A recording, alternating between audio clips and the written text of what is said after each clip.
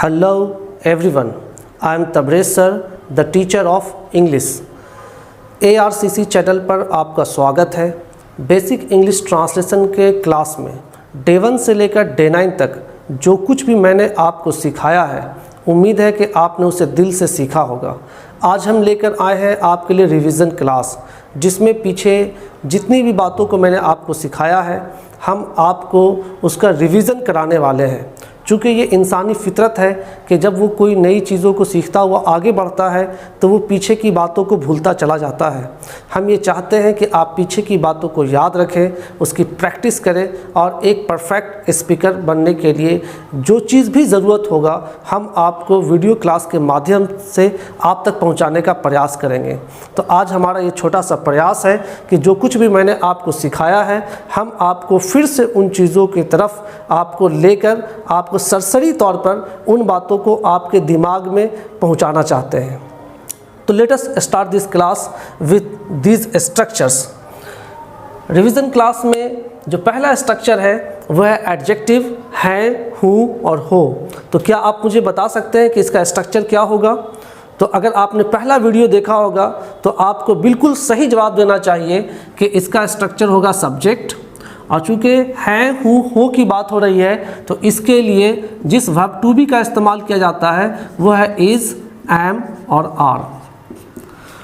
उसके बाद एडजेक्टिव, और आपको यह भी मालूम होना चाहिए कि एडजेक्टिव के साथ ए एन का प्रयोग नहीं किया जाता है और एडजेक्टिव अपने साथ एस ई एस नहीं लेता है। तो वेरी सिंपल, अगर कोई आपसे पूछे एडजेक्टिव हैं, हूँ, हो से बनने वाले वाक्यों का ट्रांसलेशन किस प्रकार किया जाएगा, किस स्ट्रक्चर के माध्यम से किया जाएगा, तो आपका जवाब होना चाहिए subject, is, am, are, adjective. आइए दूसरे स्ट्रक्चर की तरफ चलते हैं। एडजेक्टिव था, थे, थी। तो किसी भी वाक्य को बनाने के लिए जो उसका स्ट्रक्चर होगा वो स्ट्रक्चर सबसे पहले सब्जेक्ट से शुरू होता है। उसके बाद हम अंतिम वाक्य पर ध्यान देंगे। अगर ये था, थे, थी है तो जाहिर सी बात है इसके लिए जिस वर्ब टू बी का इस्तेमाल होगा वह है वाज और वर। फिर एट द लास्ट एडजेक्टिव। तीन बात याद रखना, सब्जेक्ट, वाज, वर और एडजेक्टिव। उसके बाद है एडजेक्टिव होगा, बनेगा और रहेगा। तो simply the structure starts with subject, और होगा, बनेगा, रहेगा इसके लिए हम इस्तेमाल करेंगे शैल या विल, शैल या विल। इसके बाद बी का इस्तेमाल होगा और एट द लास्ट एडजेक्टिव। अगर इस तीनों में कॉमन देखा जाए तो स्ट्रक्चर को याद करने के लिए आपको दो बातें तो मुफ्त में याद हो जाएगा। एक तो ये कि स्ट्रक्चर सब्जेक्ट से शुरू हो रहा है, दूसरी बात लास्ट में एडजेक्टिव है। बीच वाले हिस्से को थोड़ा सा दिमाग पर जोर देकर आप समझ सकते हैं। अगर हैं, हूँ, हो तो आपको इज़, एम, आर का इस्तेमाल करना है।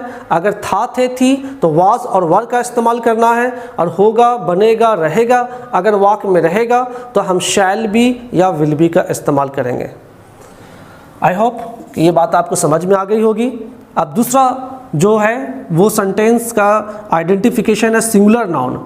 हैं, हूँ, हो सिंगुलर नाउन, था, थे, थी सिंगुलर नाउन, होगा, बनेगा, रहेगा। तो अगर हम बात सिंगुलर नाउन की कर रहे हैं तो अगर हम अपनी पुरानी पढ़ाई को रिकॉल करें तो हमें याद होना चाहिए कि सिंगुलर नाउन में आ और एन का इस्तेमाल किया जाता है। स्ट्रक्चर किस चीज़ से शुरू होता है? तो सब्जेक्ट से। तो जाहिर सी बात है कि यहाँ हमें सब्जेक्ट लिखना है, यहाँ हमें सब्जेक्ट लिखना है, यहाँ हमें सब्जेक्ट लिखना है। अगर हम हैं, हूँ, हो की बात कर रहे हैं तो ये इज़, एम और आर का इस्तेमाल होगा। अगर हम था, थे, थी के लिए बात कर रहे हैं तो ये वाज और वर होगा।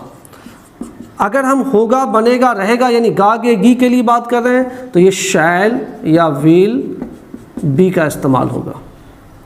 जस्ट द सेम जैसे हमने ऊपर किया। अब तीसरी बात पर यहाँ जो आपको याद रखना है कि सिंगुलर नाउन से पहले आ और एन का इस्तेमाल होगा, आ और एन का इस्तेमाल होगा। और सबसे लास्ट में आपको लिखना है सिंगुलर नाउन। तो इसमें 4 स्टेप है। फर्स्ट स्टेप में आप देखिए 1, 2, 3 subject, is, am, are, adjective, subject, was, were, adjective, subject, shall, will, be, adjective. तो ये 3 स्टेप स्ट्रक्चर था, ये 4 स्टेप है। इसमें जो वर्ड इजाफा हुआ वो है आर्टिकल, यानी कि आ और एन इसमें बढ़ गया, और ये आ और एन हर हाल में आपको लगाना है सिंगुलर नाउन से पहले। तो आई होप कि आप इसको इस तरीके से याद कर सकते हैं। स्टेप 3 में प्लूरल नाउन है या हो, तो इसमें सब्जेक्ट से कोई भी स्ट्रक्चर सब्जेक्ट से शुरू होता है। अगर हैं और हो की बात हो रही है तो इसमें इज़ और एम का इस्तेमाल नहीं होगा, सिर्फ आर का ही प्रयोग किया जाएगा। इसमें थे है, इसमें वाज का इस्तेमाल नहीं होगा, इसमें सिर्फ वर का इस्तेमाल होगा। होंगे, बनेंगे, रहेंगे, इसमें आप शैल या विल दोनों में से किसी का भी इस्तेमाल कर सकते हैं, बी इसके साथ लगाना ज़रूरी है। अब चूंकि प्लूरल नाउन है तो प्लूरल नाउन अपने से पहले ए एन का इस्तेमाल नहीं करता है, इसलिए सिर्फ प्लूरल नाउन ही रहेगा। तो इस तरीके से हम ये तमाम आइडेंटिफिकेशन का स्ट्रक्चर एक आईडी रूल चार्ट बना करके याद कर सकते हैं। ये हमारा आईडी हो गया, ये हमारा दिया हुआ रूल हो गया।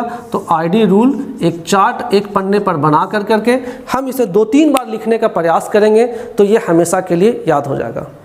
अगर मैं आपसे पूछूं कि एडजेक्टिव है, हो का स्ट्रक्चर क्या है, तो आप क्या बताएंगे? Subject is am are plus adjective. Adjective था, थे, थी का स्ट्रक्चर क्या है? तो subject was were plus adjective. Adjective होगा, बनेगा, रहेगा का स्ट्रक्चर क्या है? तो सब्जेक्ट प्लस शैल या विल बी प्लस एडजेक्टिव। इसी तरीके से सिंगुलर नाउन का स्ट्रक्चर क्या है? तो subject is am are a an plus singular noun. Singular noun था, थे, थी का स्ट्रक्चर क्या है? तो सब्जेक्ट प्लस वाज या were plus a an plus singular noun. Singular noun होगा, बनेगा, रहेगा का स्ट्रक्चर क्या है? तो सब्जेक्ट प्लस शैल या will be plus a an plus singular noun. Plural noun है या हो का स्ट्रक्चर क्या है? Subject plus are plus plural noun. Plural noun थे का स्ट्रक्चर क्या है? तो subject were plus plural noun. Plural noun होंगे, बनेंगे, रहेगा का स्ट्रक्चर क्या है? तो सब्जेक्ट शैल या will be plus plural noun. तो आपको क्या बात याद रखना है कि जब भी एडजेक्टिव की बात होगी तो वहाँ पर आ और एन का प्रयोग नहीं किया जाएगा। जब भी सिंगुलर नाउन की बात करेंगे तो वहाँ पर आ और एन का प्रयोग करना मैंडेटरी है, और जब भी हम प्लूरल नाउन की बात करेंगे तो प्लूरल नाउन के साथ आ और एन का प्रयोग नहीं किया जाता है। अगर आप सरसरी तौर पर if you give a glimpse over all these structures you will find here that structure always starts with subject. ये स्टेप 1 कंप्लीटेड, यानी जब भी इस स्ट्रक्चर को आप शुरू करें तो सब्जेक्ट के साथ, उसके बाद अंतिम जो आइडेंटिफिकेशन है हूँ, हो, तो इज एम आर, था, थे, थी, तो वाज वर, होगा, बनेगा, रहेगा, शैल बी, विल बी, आप देखिए सब में इसी तरीके का इस्तेमाल किया जा रहा है। तो आप इस पर थोड़ा सा केयर कर लें। और उसके बाद एडजेक्टिव है, लास्ट में सिंगुलर नाउन है तो सिंगुलर नाउन के साथ आ और एन है, प्लूरल नाउन है तो यहाँ पर कुछ भी नहीं है। तो इस तरीके से आप तमाम वीडियोस को अगर आपने देखा तो इस वीडियो में इसका निचोड़ जो मैंने आपको समझाने का प्रयास किया कि तमाम वीडियोस के बाद इस वीडियो को पूरी कंप्लीटली देखें और घर पर बैठ कर करके आइडेंटिफिकेशन और स्ट्रक्चर को कई मरतबा लिखें और कई मरतबा बोले तो आपको ये हमेशा के लिए याद हो जाएगा।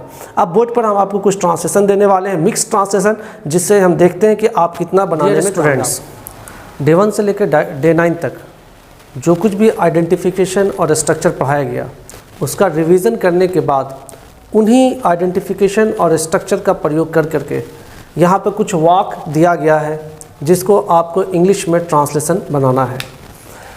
मैं ईमानदार हूँ, तो मैं के लिए क्या इस्तेमाल करेंगे? आई, ये सब्जेक्ट है, आई के साथ क्या लगेगा? एम। उसके बाद ईमानदार तो ऑनेस्ट, आई एम ऑनेस्ट, यानी ये सब्जेक्ट है। सब्जेक्ट इज एम आर में से किसी एक वर्ब टू बी का हमें इस्तेमाल करना था अकॉर्डिंग टू सब्जेक्ट, तो मैंने आई के साथ एम का इस्तेमाल किया। और लास्ट में एडजेक्टिव यानी कि ऑनेस्ट, मैं ईमानदार हूँ, आई एम ऑनेस्ट। मैं ईमानदार था तो आई वाज ऑनेस्ट, मैं ईमानदार था, आई वाज ऑनेस्ट। मैं ईमानदार रहूँगा तो सिर्फ वाज की जगह पर आपको आई के साथ शैल और be, I shall be honest. तो आप देखिए कि सब्जेक्ट तो वही रहेगा यानी कि आई ही रहेगा, और ईमानदार की बात हो रही तो सब में ईमानदार लास्ट में लगेगा। चेंजिंग कहाँ पे आ रहा है, तब्दीली कहाँ पे हो रही है, वो आपको नोटिस करना है कि हमें वर्ब टू बी किस सब्जेक्ट के साथ कौन सा वर्ब टू बी इस्तेमाल होगा, वहाँ पर आपको केयरफुल रहना है। दूसरा वाक्य लेते हैं, वह कलाकार है। तो हमें ये माइंड में एक प्रश्न पूछना है, हमें अपने आप से प्रश्न पूछना कि कलाकार क्या है, वो एडजेक्टिव है या सिंगुलर नाउन के रूप में आया है या प्लूरल नाउन के रूप में आया है।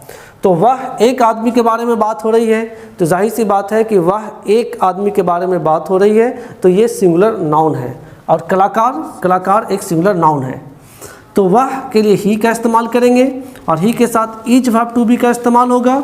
और कलाकार चूँकि आर्टिस्ट, तो एन आर्टिस्ट लगाना होगा, एन आर्टिस्ट, इसलिए कि आ यहाँ पर वॉवेल है और वॉवेल के साथ एन का इस्तेमाल किया जाता है। तो he is an artist, artist यहाँ पर सिंगुलर नाउन है। वह कलाकार था, तो सिर्फ था के लिए वाज लगाना है, ही वाज एन आर्टिस्ट। वह कलाकार बनेगा, गागेगी, तो आपको यहाँ पर सिर्फ इस वर्ब टू बी की जगह पर विल बी का इस्तेमाल करना है, he will be an artist. बाकी आपको ही वही इस्तेमाल करना है, एन भी आपको इस्तेमाल करना है और आर्टिस्ट भी इस्तेमाल करना है। तो तब्दीली कहाँ पे आ रही है, you find it, is, was और विल बी। यहाँ पर भी देखें, एम, वाज और शैल बी, यानी 2 नंबर पर वर्ब टू बी के जगह पर सिर्फ परिवर्तन हो रहा है। उस परिवर्तन को आप नोटिस करें और अंडरलाइन करें, और फिर जो है यहाँ पर आपसे कोई गलती ना हो। सब्जेक्ट तो हमेशा एक जैसा रहेगा, और चूँकि सिंगुलर नाउन की बात हो रही है तो एन का प्रयोग किया जाएगा और आर्टिस्ट तीनों वाक्यों में लिखा जाएगा। अब तीसरे स्टेप पे चलते हैं। हम लोग अभियंता हैं, यहाँ पे अभियंता क्या है, तो ये नाउन है। नाउन में कौन सा नाउन है, तो चूंकि हम लोग के बारे में बात हो रहा है, यानी ज़्यादा आदमी के बारे में बात हो रहा है, तो ये प्लूरल नाउन की तरह यहाँ पर प्रयोग किया गया है। तो हम लोग के लिए वी के साथ आर, उसके बाद अभियंता तो इंजीनियर, और चूंकि हम लोग हैं तो इसमें एस लगाना पड़ेगा, वी आर इंजीनियर्स। हम लोग अभियंता थे तो वी वर इंजीनियर्स। हम लोग अभियंता बनेंगे तो वी शैल बी इंजीनियर्स। अब ये वी आपको सभी यानी दोनों वाक्यों में लिख देना है और इंजीनियर्स भी आपको दोनों वाक्यों में लिख देना है। चेंजिंग कहाँ आ रहा है, तो वो आ रहा है वर्ब टू बी की जगह पर, कि वी के साथ आर लगा है, वी के साथ वर लगा है, वी के साथ शैल भी लगा है। डियर स्टूडेंट्स, इसी तरीके से आप कुछ और वाक्य भी ले सकते हैं, जैसे मैं की जगह पर वह ले सकते हैं। जैसे वह बेईमान है, वह बेईमान है तो ही इज़ डिसऑनेस्ट। वह बेईमान था तो ही वाज डिसऑनेस्ट। वह बेईमान रहेगा, ही विल बी डिसऑनेस्ट।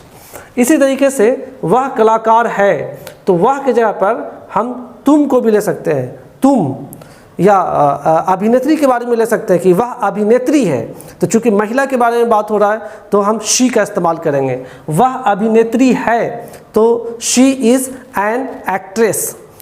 वह अभिनेत्री थी, शी वॉज एन एक्ट्रेस। वह अभिनेत्री बनेगी, she will be an actress.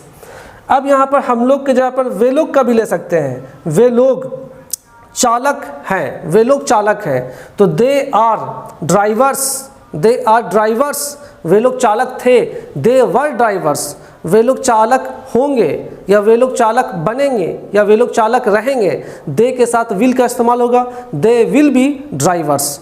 तो आप कभी सब्जेक्ट को बदलकर, कभी एडजेक्टिव को बदलकर, कभी हैं यानी प्रेजेंट में, कभी पास्ट में, कभी फ्यूचर में, खूब ढेर सारे मन में बहुत सारे जो सवाल आ रहा है उसको कॉपी में नोट डाउन करें, खुद से बनाएं और खुद से खूब बोलने का अभ्यास करें। Thank you very much for watching this video. I hope कि आने वाले वीडियो क्लास में कुछ नया होगा और हमने अब तक एडजेक्टिव और नाउन के बारे में किस तरीके से सेंटेंस बनता है ये सीखा है। आने वाले वीडियो क्लास में हम सीखेंगे कि एडवर्ब से और प्रोनाउन से किस प्रकार सेंटेंस बनाया जाता है। Thank you very much.